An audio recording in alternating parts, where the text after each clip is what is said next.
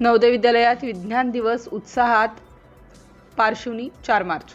पारशिवनी तालुक्यातील PMC जवाहर नवोदय विद्यालय येथे 28 February 2026ला राष्ट्रीय विज्ञान दिवस साजरा करण्यात आला.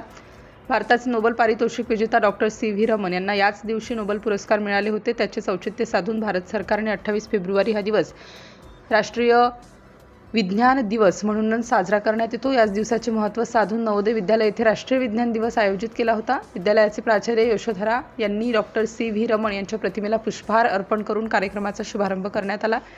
या कार्यक्रमाचे प्रास्ताविक शिक्षक नितीन साखरे यांनी केले. या प्रसंगी विद्यार्थ्यांनी डॉक्टर C.V. रमण यांच्या जीवनकार्याविषयी माहिती सांगितली. यानंतर विद्यालयाच्या बहुउद्देशीय सभागृहामध्ये विज्ञान प्रदर्शनाचे आयोजन करण्यात आले होते.